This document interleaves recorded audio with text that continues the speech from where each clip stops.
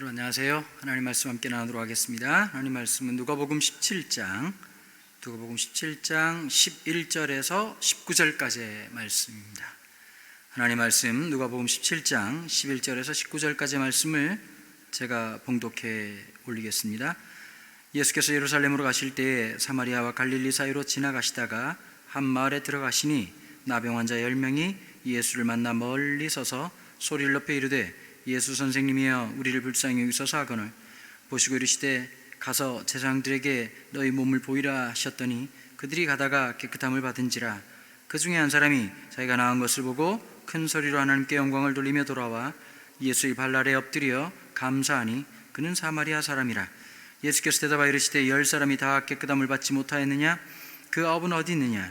이방인 외에는 하나님께 영광을 돌리러 돌아온 자가 없느냐 하시고 그에게 이르시되 일어나 가라 내 믿음이 너를 구원하였느니라 하시더라. 아멘. 오늘 함께 나눌 말씀의 제목은 사마리아와 갈릴리 사이라고 하는 말씀의 제목입니다.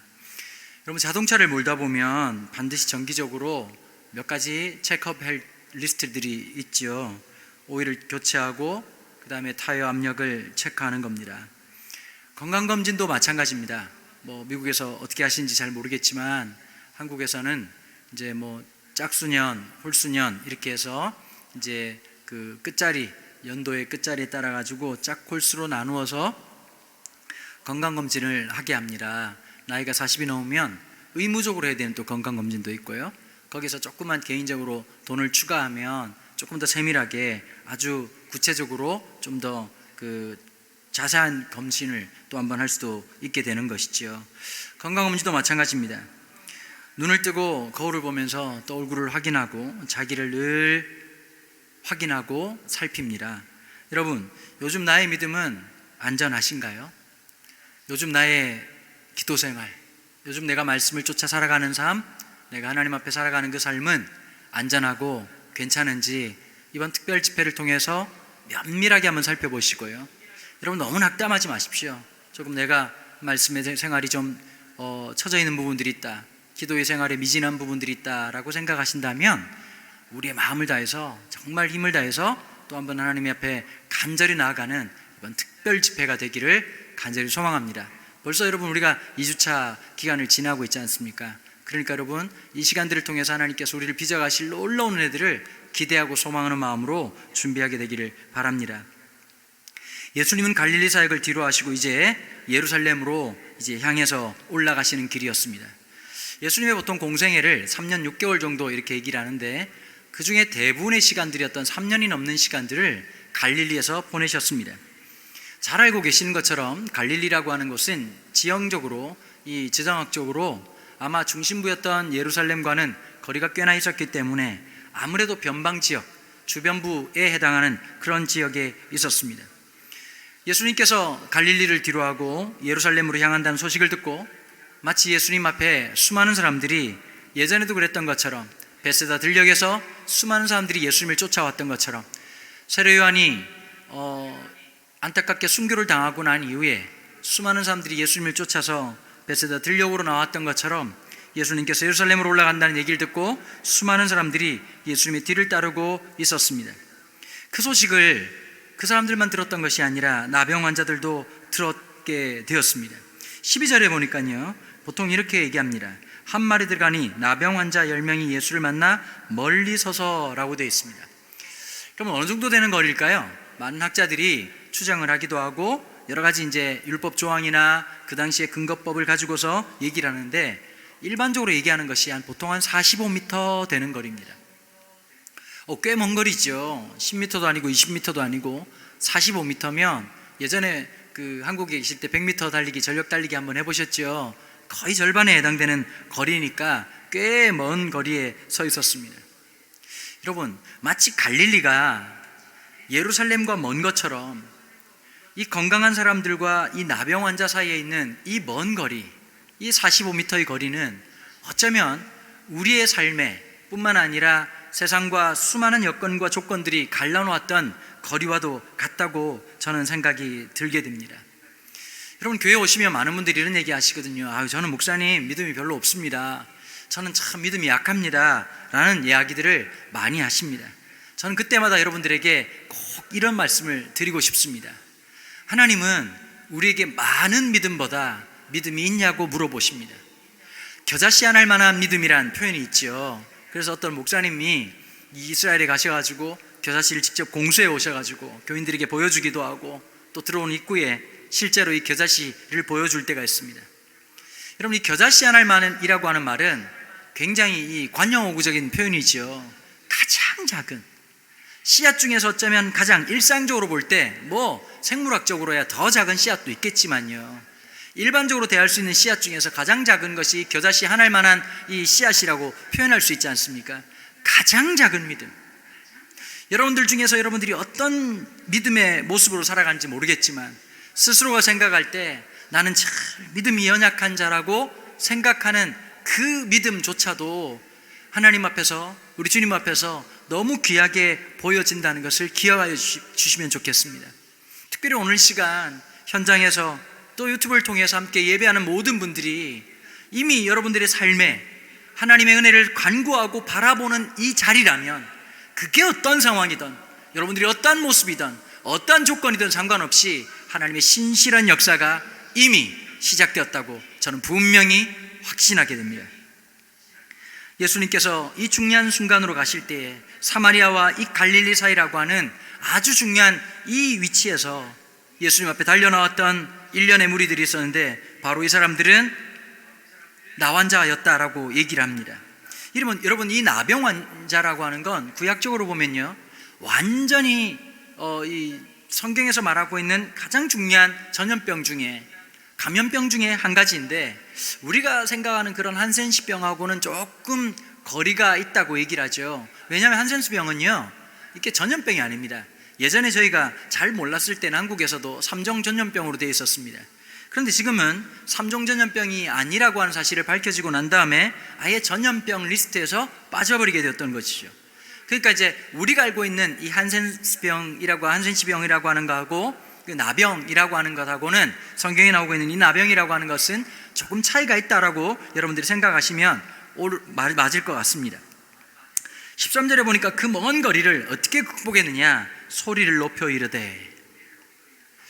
이 45m나 되는 엄청난 거리, 거기다가 이 모세 율법에 의하면요, 나병 환자가 건강한 사람들, 일반인 사람들에게 들어가면, 일반인 사람들이 그걸 발견하면 돌로 쳐서 죽여도 전혀 율법에 저촉이 되지 않습니다. 그러니까 건강한 사람들을 만나면 항상 뭐라고 소리를 질러야 되냐, 나는 부정하다, 나는 부정하다를 목에서 피가 나올 때까지 소리를 질러야 됐습니다. 나는 부정한 자입니다 라고 하는 소리를 지름으로써 겨우 목숨을 유지할 수 있는 그 삶이 나병 환자의 삶이었습니다. 여러분, 늘 마음속에 어땠을까요? 나도 저기에 가고 싶고, 나도 저런 사람처럼 살고 싶고, 심지어 내가 태어날 때부터 나병 환자가 아니었기에 나도 건강한 사람으로 일상적인 삶을 그냥 아무 지장 없이, 아무 제약 없이, 아무 배제 없이 살아가고 싶은 마음이 왜 없었겠습니까? 그들의 마음속에 그 간절한 염원이 누구에게나 있기 마련일 겁니다. 아마 지금 여러분들 중에서 이 팬데믹 상황이라서 이 한국에 가고 싶지만 못 가시는 분들이 많이 계실 것 같고, 특별히 혹시 연로하신 부모님들이 계셔서 부모님들의 건강이 걱정되기도 하고, 여러 가지 상황 속에서 정말 가고 싶지만 쉽게 가지 못하시는 많은 분들이 계실 거라고 생각합니다. 요즘은 그래도 뭐 페이스타임이나 여러 가지를 통해 가지고 직접 얼굴을 보고 통화를 할 수 있지만, 그래도 아무리 화면으로 보는 거하고 또 직접 부모님을 대하는 거하고 얼마나 정말 차이가 있겠습니까? 늘 마음속에 우리가 바라는 것과 현실이라고 하는 차이에 이 멀리 서서 이 먼 거리라고 하는 것이 늘 우리를 가로막고 있습니다. 여러분, 이 먼 거리, 우리가 소망하고 우리가 기대하고 간절히 바라는 것과 오늘 현실이라고 하는 이 연약함의 자리, 나의 이 병들고 연약함의 자리와 그 치유라고 하는 그 자리까지의 이 먼 거리를 메울 수 있는 것이 무엇일까요? 저는 기도라고 생각합니다. 하나님 앞에 간절히 나아가는 것. 여러분, 어쩌면 다른 사람들이 예수님에게 누구든지 나올 수 있었고, 예수님의 뭐 노력만 하면 예수님의 옷가에 손이라도 좀 댈 수 있을지 모르겠고, 예수님하고 얼굴을 맞출 수도 있었을 것이고, 예수님하고 인사도 할 수 있었겠지요. 그러나 이 나병 환자들은 벗어날 수 없는 이 45m라고 하는 이 먼 거리를 결단코 이겨낼 수가 없었습니다. 유일한 방법은 13절에 나오는 것처럼 소리를 높여 이르되 예수 선생님이 우리를 불쌍히 여기소서 하거늘. 먼저 인식했던 것은 이 45m라고 하는 거리를 정확하게 인식하고 있었다는 것입니다. 예수님을 향해서 뭐라고 말하고 있습니까? 우리의 아픔과 우리의 고통과 우리의 좌절을 주님 좀 봐주십시오. 우리 아프고 이 고통스러운 것을 주님께서 좀 살펴봐 주십시오. 여러분, 아마 이 나 환자들은 예수님은 우리와 같은 이 나병 환자들에게는 전혀 관심이 없고 굉장히 바쁜 분이라고 생각할지 모르겠습니다. 사실 제가 어제 한 집회에 갔다가 어떤 한 권사님이 머적머적 하면서 이렇게 말을 건네시는 겁니다. 유튜브로 열심히 말씀 듣고 있다고 얘기를 해서 아이고 권사님 감사합니다 라고 인사를 드렸더니, 목사님 제가 가진 게 별로 없어가지고 목사님한테 이거 드리고 싶다고 얘기하시더니, 혹시 목사님 다니시다가 목이 마른데 가끔씩 뭐 동전이 없을 수도 있고 또 뭐 집회가 요즘 돈 많이 안 들고 다니니까요, 집회가 없어서 힘드실 수 있을 것 같으니까 제가 그래서 1,000원짜리를 10장 이렇게 새 돈으로 바꿔왔다고 이렇게 저한테 주시더라고요. 여러분, 그 뭐 10,000원이라는 돈이 그닥 큰 돈은 아니지 않습니까?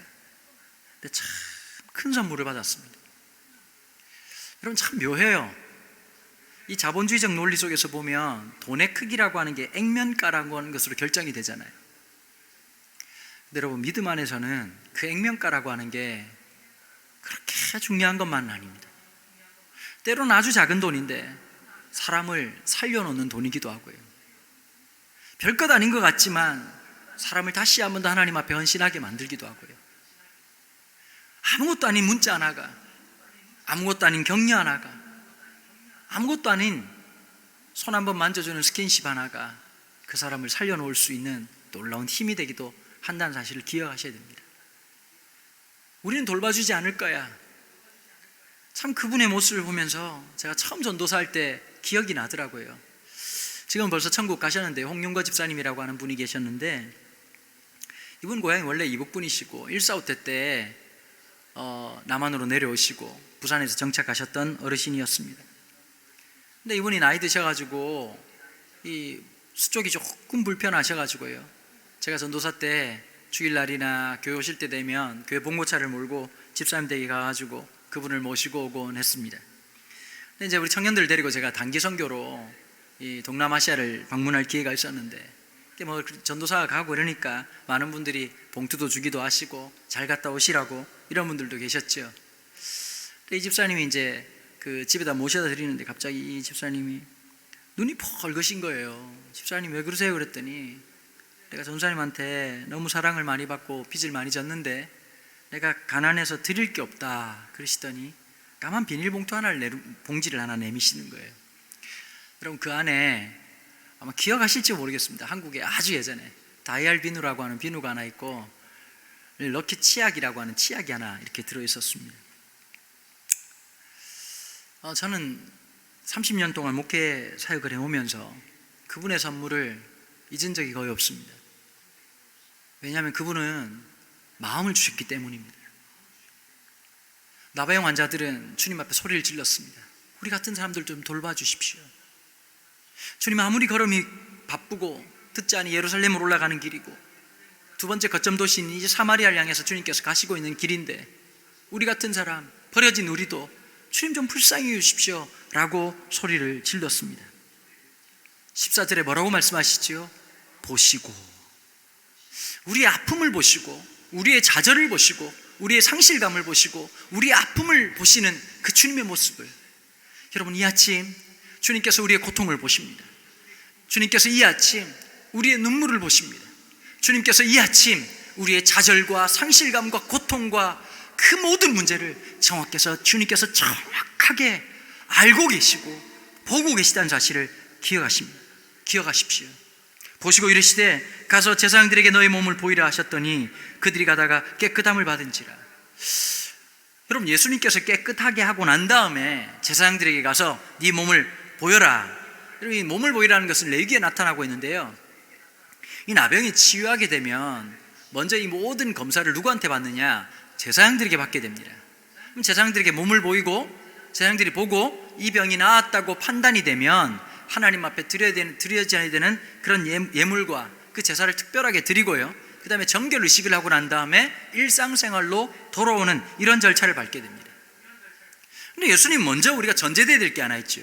제사장에게 가기 전에 먼저 필요한 것은 어떤 것일까요? 예수님이 깨끗하게 치료해 주시는 것이었습니다. 여러분, 분명히 이 사람들은 요청했습니다. 우리를 좀 불쌍히 여겨달라고. 여러분, 이 불쌍히 여겨달라는 말의 뜻이 어떤 것일까요? 주님, 할 수만 있다면, 주님 가능하시다면 우리가 이 나병에서 이렇게 지긋지긋하게 고통당하고 이 저주스러운 인생을 살아가고 있는 내 삶에 한번 자비를 베풀어 주셔서 이 나병이 한번 좀 깨끗하게 좀 낫게 해주십시오 라고 하는 말을 그 간접적으로 담은 것이 불쌍히 여겨달라는 그 간절한 부르짖음 아니었겠습니까?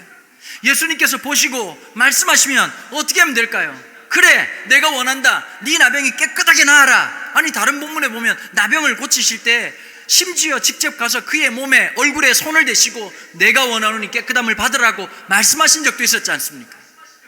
근데 이번에는 보니까 예수님께서 전형적인 방법을 사용하신 것이 아니라 새로운 방법을 사용하셨습니다. 여러분, 예수님은 어떤 법칙에 매이시는 분이 아닙니다. 우리의 예측과 우리의 상상과 우리가 생각하는 모든 이 도식을 다 뛰어넘으시는 분이십니다. 여러분, 이걸 기억하십시오. 여러분들이 안 될 거라고 생각하는 그 절망에 주님이 역사하십니다. 여러분들이 포기했던 그 일에 하나님께서 함께 하십니다. 여러분들이 모든 것을 잊어버렸던 그 모든 사실에 다시 하나님께서 기억하시고 우리와 함께 하신다는 사실을 여러분, 오늘 이 말씀을 통해서 기억하십시오. 저는 이 말씀을 보면서 그런 마음이 들었습니다. 왜 이렇게 하셨을까? 주님의 거룩한 의도가 숨겨져 있는 것이죠. 어떤 의도일까요? 하나님이 일방적으로 역사하실 수 있습니다. 예수님께서 일방적으로 역사하실 수 있습니다. 그러나 이 놀라운 사건에 이 사람들의 믿음을 요청하시고 요구하고 있다는 사실입니다. 미친 짓이죠. 지금 가다가 수많은 사람들이 말할 수 있겠죠. 그 10명의 사람들 중에서, 야, 이거 뭐 하는 짓이야? 가다가 돌 맞아 죽는 거 아니야? 야, 이러다가 완전히 우리 오늘 초상 치는 거 아니야? 라고 말할 수 있었겠죠. 그런데 그 길을 가는 도중에 변화가 되었습니다. 여러분, 혹시 이 말씀을 읽다가 본문 한 구절이 탁 떠오르지 않습니까? 예수님 신약 성경에 나오는 한 이야기, 예수님의 처음 공생의 시작을 알렸던 사건이 있습니다. 가나 혼인잔치 이야기입니다. 예수님께서 이 혼인잔치에 초대를 받으셨습니다. 그리고 그냥 조용히 그냥 하객으로 오셔가지고 음식을 먹고 잔치를 즐기고 계셨는데, 어머니 마리아가 이런 얘기를 듣게 되었습니다. 이 잔치에서 음식이 떨어진다는 것은 굉장히 치욕적인 사건이었거든요. 뭐 우리도 그렇게 생각하지만 말입니다. 넉넉히 남도록 준비해야 되는데 이게 뭐 수요를 제대로 예측을 못한 것인지 갑자기 포도주가 떨어졌다는 얘기를 어머니가 듣게 되었습니다. 근데 어머니가 이런 얘기를 왜 예수님께 했는지, 그것조차 또 아이러니한 부분들인데요, 예수님에게 이런 얘기를 하십니다. 아니, 여기 포도주가 떨어졌다고 한다. 예수님의 답변이 어떨까요? 네, 어머니, 이러고 효성스럽게 얘기한 것이 아니라 그것이 나와 무슨 상관이 있나이까? 이런 얘기를 딱 하시고 난 다음에 하인들을 불러다가 이렇게 얘기합니다. 빈 항아리에 물을 채우라는 거죠. 그 다음에 더 웃긴 얘기를 합니다. 이 물을 떠서 이 잔치를 주관하고 있는 사람에게 갖다 주라는 겁니다. 완전 물 먹이는 거죠. 이게 무슨 뜻입니까? 무슨 의미입니까? 어디 가서 그냥 뭐 가짜 포도주를 제조하는 것도 아니고 항아리에다 물을 담습니다. 사람들이 물을 담기 시작합니다. 여러분, 성경에 안 나오지만 아마 참 별 희한한 사람이 다 있구나, 미친놈이 있구나, 아마 수군되지 않았을까요? 근데 그들의 행동이 그냥 그렇게 시켰으니까, 하인은 당연히 누군가가 시키니까 그 일을 한 겁니다. 그리고 이걸 연회장에 갖다 줬습니다. 근데 이걸 맛본 연회장이 너무 깜짝 놀란 반응을 보입니다. 먼저 사람들에게 좋은 술을 주고 취하고 난 다음에는 그 다음에 좀 싸구려 술을 이렇게 주는 것이 일반적인데, 이야, 이 잔치는 기가 막히구나, 처음에도 너무너무 좋은 포도주를 주더니 마지막에는 극상품 포도주를 주는구나 라고 얘기하면서 깜짝 놀랐습니다.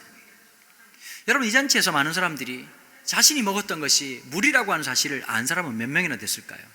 극소수였습니다. 이 일에 섬기고 살아간 사람들 말입니다. 교회에서 있다 보면 교회를 맡으시는 분들이 딱 정해져 있잖아요. 교회가 사이즈가 아무리 크고 대단해도 그 교회에서 또 섬기시는 분들은 딱 정해져 있는 것 같아요. 여러분, 그러다 보니까 뭐 이 일도 하고 저 일도 하고 여러 가지 일을 합니다. 피곤하고 힘들죠. 너무 로드가 심해서 힘들면 좀 그렇긴 하겠지만, 여러분 정말 교회 생활 하시면서요, 저는 꼭 부탁드리고 싶습니다. 그냥 방청객으로 왔다 갔다 하지 마십시오.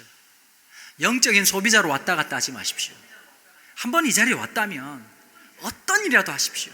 찬양팀을 하기도 하고 차량 봉사를 하기도 하고 아니면 주일학교 선생님으로 함께 한다든지 여러 가지 일들을 해보십시오. 그 섬김 속에 임하신 하나님의 영광이 있습니다. 여러분, 설교를 듣는 것만으로서의 신앙이 자라는 부분도 있겠지만 우리가 행동함으로써 순종을 통해서 하나님이 채우시는 놀라운 은혜의 도가니가 있다는 것을 기억하셔야 됩니다. 채우신 하나님의 역사가 있다는 것을 기억하셔야 됩니다. 순종한 소수의 사람들만이 누릴 수 있는 기쁨. 오병이어의 사건 속에서도 예수님께서 이 물고기 2마리 보리떡 5개를 뜯어서, 여러분 이거 얼마나 웃기는 장면입니까? 혼자 먹어도 다 안 되는 걸 하다가 예수님께서 얼마나 솜씨가 좋으셨는지, 여러분 케이크도 조그마한 케이크를 12조각을 나눠가지고 제 아들에게 나눠주면서 또 다른 사람들에게 나눠주라고 얘기할 때 얼마나 기가 막혔겠습니까? 그런데 여러분, 순종이 기적을 만들었습니다. 여러분, 오늘 우리에게 믿음의 순종이라는 것이 분명히 필요합니다. 여러분, 기적을 바라십니까? 하나님의 역사하심을 바라십니까? 하나님의 놀랍게 함께 하심을 바라십니까? 주님의 은혜를 간절히 소망하십니까? 거기에 우리에게 필요한 절대적인 요소가 있습니다. 순종입니다. 너희 몸을 제사장에게 보이라고 하는 이 말에 나환자들은 순종했습니다. 여러분, 이거 뭐 대단한 일도 아닙니다. 예수님 앞에 삶을 결단한 것도 아니고 내가 이렇게 살겠다고 얘기한 것도 아니고, 그냥 어쩌면 예수님이 가서 몸을 보이라고 하는 이 말에 마음으로는 투덜댈 수 있었겠지만 그 길을 갔는데 성경은 뭐라고 이야기하고 있지요? 14절에 보시고 이르시되 가서 제사장들에게 너희의 몸을 보이라 하셨더니 그들이 가다가 깨끗함을 받은지라. 어디 하다가요? 가다가. 하나님의 놀라운 역사는 순종하는 그 중심에서 있다는 것이고, 그 순종을 통해서 이루신 하나님의 놀라운 역사로 우리의 삶이 빚어진다고 하는 놀라운 사실입니다. 가다가. 여러분들이 이번 집회를 통해서 내가 결단하고 이 3주 동안 내 마음을 드리기로 주님 앞에 결단하면서 기도하다가 놀라운 주의 역사가 있을 줄로 믿습니다. 여러분, 지금 당장은 아니라 할지라도 하나님의 그 놀라운 경륜의 때에, 하나님의 그 놀라운 섭리, Providence of God, 하나님의 그 놀라운 섭리의 때에 하나님께서 일하시고 역사하시는 놀라운 은혜를 우리 모두 함께 경험하는 축복이 있기를 바랍니다. 여러분, 우리가 여기에서 순종할 때 결정적인 순간 거기에서 주님이 역사하시기 때문입니다. 우리가 하나님 앞에 연약한 믿음, 겨자씨 않을 만한 믿음이지만 주님 앞에 올려드릴 때에 하나님께서 결정적인 순간에 역사하시고 붙잡아 주신다는 것 아니겠습니까? 가다가 15절입니다. 그 중에 한 사람이 자기가 낳은 것을 보고 큰 소리로 하나님께 영광을 돌리며 돌아와. 그 10명의 사람들 중에서, 나병 환자 10명 중에서 한 명이 큰 소리를 지르고, 근데 이게 좀 아이러니합니다. 깨끗해졌으면 빨리 제사장에게 가서 내가 깨끗해진 것을 보이고 거기에 합당한 제사를 드리고 정결의식을 하고 난 다음에 빨리 여러분 일상생활로 돌아가야 되지 않겠습니까? 어쩌면 나은 것을 봤다면 어디로 달려가야 맞을까요? 제사장에게 달려가야 되죠. 그런데 그 10명 중에 이 한 사람이 예수님에게로 달려갔다는 것입니다. 아마도 성경에서 말하고 있는 것이 오늘 본문에 있는 것처럼 16절에 사마리아 사람이었다라고 말합니다.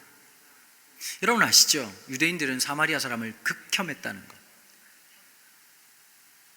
피가 섞이고 혼합주의가 되고 민족주의자들 입장에서 보면 어떻게 보면 제가 극단적인 표현이지만 쓰레기 같은 사람이라고 생각했던 이 사마리아 사람이 깨끗함을 받고 제사장이 아닌 예수님에게로 돌아왔다는 사실입니다. 하나님께 영광을 돌리고 예수의 발 아래 엎드려서 감사하게 됩니다. 근데 예수님의 반응이 묘합니다. 다른 사람들은 깨끗함을 받지 못했니? 물론 받았다는 걸 예수님 누구보다 잘 아십니다. 참 놀랍게도 우리는 기적을 경험하고 놀라운 이적을 경험해도 결국은 내 삶의 패턴으로 돌아가 버립니다.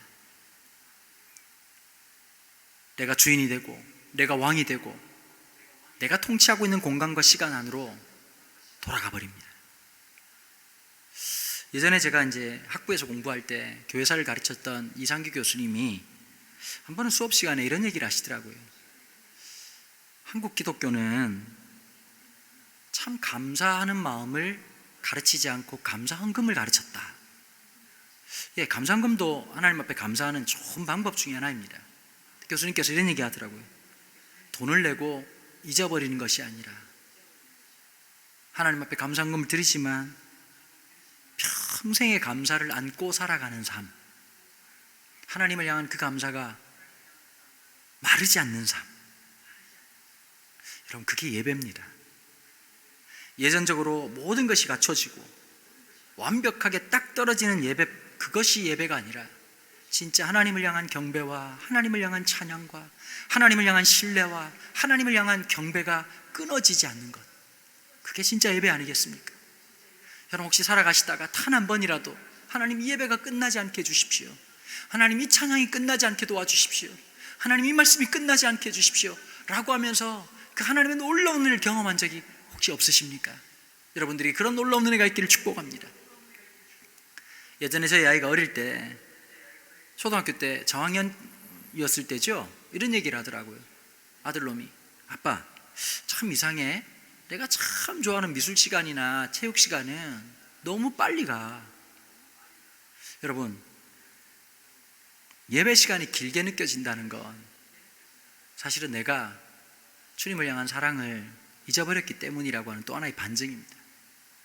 하나님 앞에 나오는 것이 귀찮고 짜증나고 힘들고 어렵고, 아이고 나는 이 찬양 잘 몰라가지고 요즘 젊은이들이 이런 노래를 부르네. 여러분 물론 이제 그게 좀 불편하실 수 있겠죠. 그러나 여러분 생각해 보십시오. 그 찬양이 내가 잘 모르는 찬양이지만 그 찬양 속에서 주님을 높여드린다면, 주님이 영광을 받으신다면 그것으로 기뻐야 되지 않을까요?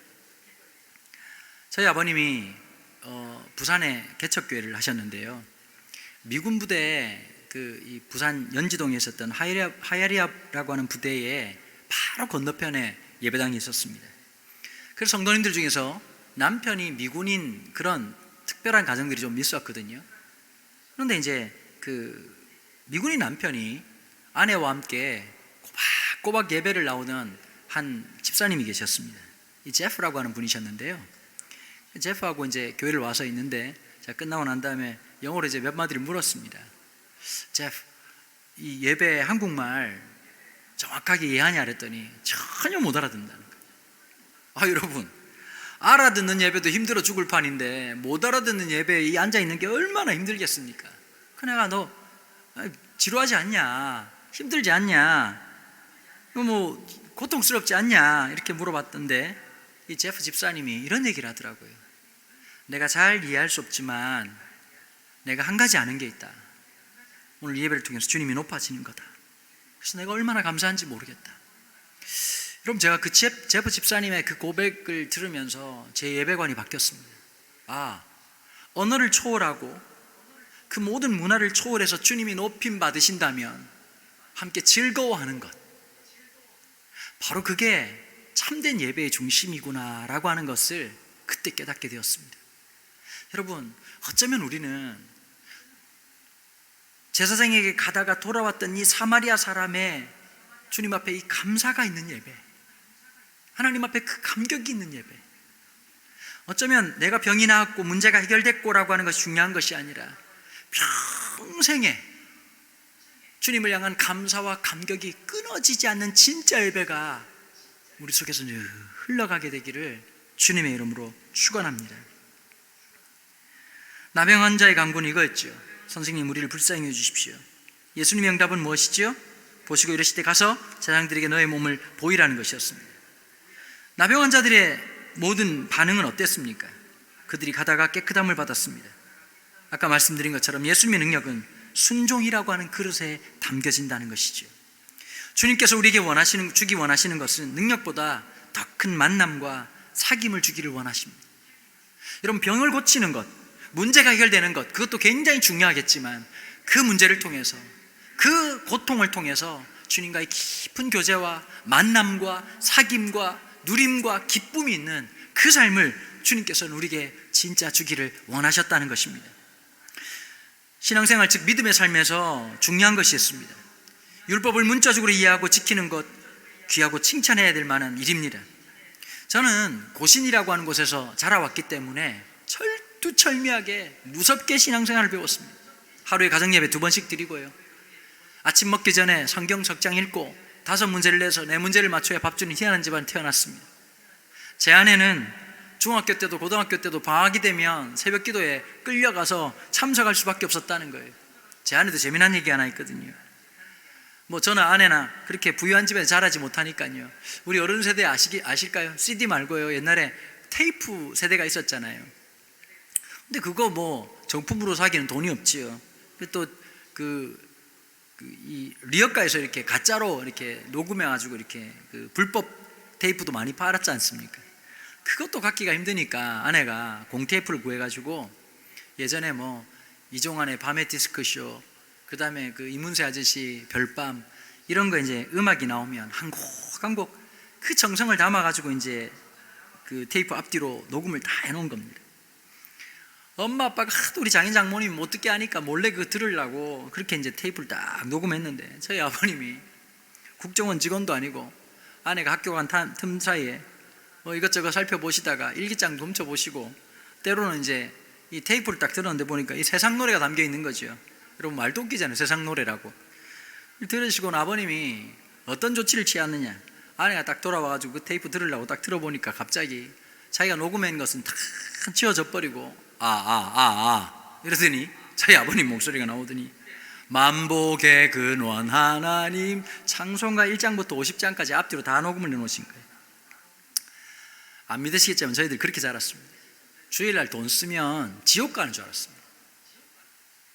토요일날도 미리 밥 해놓고 주일날 그 아랫목에 묻어놓은 밥을 먹었습니다. 어쩌다가 설날 때 옷 사면 절대 평일날 개시를 못했습니다. 주일날 예배 드릴 때야 그 옷을 입고 갈 수 있었던 것이죠. 예배 시간에 떠들었다가는 불호령이 떨어지는 거고, 심지어 저희 아버님은 예배 드릴 때, 헌금을 드릴 때에 종이를 구겨진 지폐를 드리면 안 된다 그래가지고 다림질을 다 해가지고 신권을 구하든지 아니면 다림질을 해가지고 해야 된다고 어릴 때 그렇게 철두철미하게 배웠습니다. 여러분 참 귀한 신앙이죠. 그러나 여러분 기억해야 될 게 있습니다. 이 귀한 문자적이고 아주 근본적인 주의적인 이 태도도 너무너무 소중한 것이지만, 그것보다 더 중요한 것이 하나 있습니다. 하나님과의 올바른 교제입니다.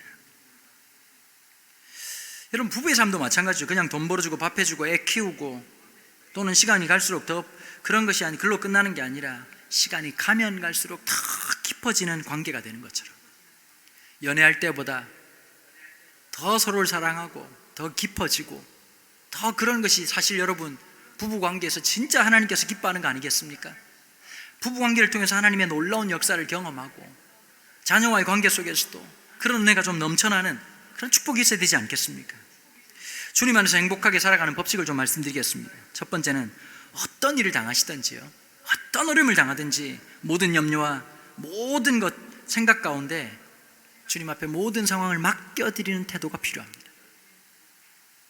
나를 아시는 하나님, 나를 기억하시는 하나님, 돌보시는 하나님이라고 하는 믿음.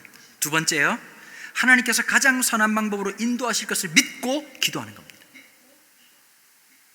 내 생각이 아니라 내 생각보다 뛰어나게 역사하신 하나님이 선하게 아름답게 역사하실 것을 믿고 살아가는 겁니다. 세 번째는 우리를 끝까지 사랑하시는 주님을 전심으로 찬양하는 것입니다. 여러분 찬양은 능력입니다. 내 감정과 상황과 느낌과 상관없이 주님을 높여드리고, 여러분 내 안에 선포하셔야 됩니다. 좌절감과 상실감이 가득 차 있을 때 주님을 향한 찬양으로 내 심령에 선포하는 겁니다. 시편에 있는 말씀처럼 내 영혼아 어찌하여 낭망이 하는가, 내 얼굴을 들어라, 내 얼굴을 도우시는 하나님을 찬양할지어다, 주님을 신뢰할지어다. 여러분 이 다윗의 고백을 보십시오. 영적 침체가 찾아오고 좌절과 상실감이 내 마음을 점령할 때에 내 심령을 향해서 믿음으로 선포하는 이 놀라운 은혜, 함께 찬양하는 것입니다. 하나님을 신뢰하는 것이지요. 예전에 저희들이 이제 수련을 하는데 이제 마지막 집회를 야외에서 하게 되었습니다. 한 1,500명 되는 학생들에다가, 그 당시엔 여러분 이게 참 기절할 일이지만 에어컨이 없었단 말이에요. 이 더운 데다가 애들 한 1,500명, 말도 안 되죠. 그게 한 800~900명 들어가는 곳을 애들을 1,500명을 집어넣고 선풍기를 돌리니까 애들이 죽어나는 겁니다. 이제 3박 4일 마지막 수련을 하는데 안 되겠다 싶어가지고 우리가 어떤 결정을 했냐니까 이제 야외에서 집회를 하자, 이렇게 된 겁니다. 옮기고 스피커도 옮기고 조명도 새로 달고 했었던 거죠. 근데 그냥 갑자기 이게 비가 장대비가 쏟아진 겁니다. 이거 뭐 이러지도 못하고 저러지도 못하고 지금 쩔쩔매고 있는데 함께 우리 스태프들이 다 모여가지고 진짜 간절히 기도했습니다. 그때 또 얼마나 또 마음들이 다 순진했는지 정말 하늘을 향해 손을 들고 하나님 제발 비 좀 그쳐달라고 정말 간절하게 기도했거든요. 근데 여러분 진짜 기적같이 기도에 딱 끝나자마자 비가 딱 그친 거예요. 근데 선배 2명이 있었는데 한 명이 이런 얘기를 하더라고요. 사람들이 막 너무 소스라치게 놀래고 기도할 때는 우리 하나님 우리 기도를 들으셨다라고 막 기뻐하고 막 얼굴 표정에 응답받은 그 기쁨과 감사가 가득 차 있었는데 선배 한 명이 이런 얘기를 했어요. 야, 이거 원래 그칠 비였어. 야, 기도해서 그친 게 아니라 원래 그치는 비였다고, 지나가는 비였어. 그 기도에 참석한 형이 한 명이, 선배가 그런 얘기를 하더라고요. 갑자기 막 좋아하다가 분위기가 싸해졌습니다. 근데 또 다른 선배가 어떤 대꾸도 안 하고 갑자기 이런 찬양을 혼자 부르기 시작했습니다. 주께 감사세, 그는 선하시며 인자하심이 영원함이라.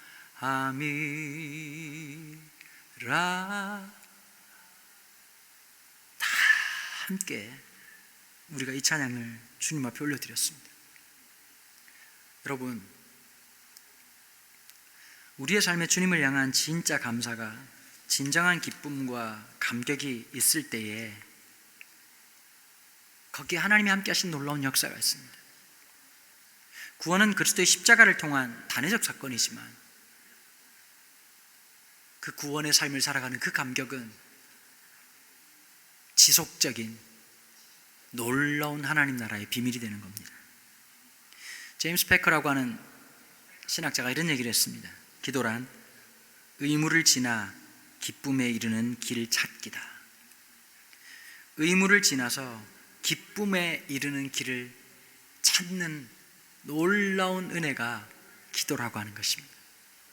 사랑하는 성도 여러분, 우리가 이 아침을 맞이하면서 기도로 시작하고 말씀으로 시작하고 어제 같은 오늘이 아니라 매일 주의 말씀으로 새롭게 인식하고 새롭게 해석하고 주님 앞에 나아가는 삶. 여러분, 이 사마리아와 갈릴리라고 하는 이 지역을 지나가시면서 주님은 이 10명의 나환자를 향한 사건, 9명은 고침을 받았지만, 그렇게 원하던 일이 있었지만 그 일을 베풀어 주신 주님은 비껴 지나가 버리고 자기 길을 가버리고 제사장에 갔던 그 사람들과 반면 그렇게 저주스럽게 생각했던 사마리아 사람은 예수님의 발 아래 와서 예수님이 주시는 그 놀라운 은혜를 누릴 뿐만 아니라 단순히 병만 고침을 받는 것이 아니라 19절에 보니까 그에게 이르시되 일어나 가라, 내 믿음이 너를 구원하였느니라 하시더라. 구원의 놀라운 은혜를 경험하게 하셨습니다. 여러분, 이 19절에 내 믿음이 너를 구원하였다라고 하는 이 원어 헬라어에는 직역을 하면 이렇게 됩니다. 너의 믿음이 받아졌다. 여러분, 이 겨자씨 하나일 만한 믿음이 아무것도 아닌 믿음이었죠.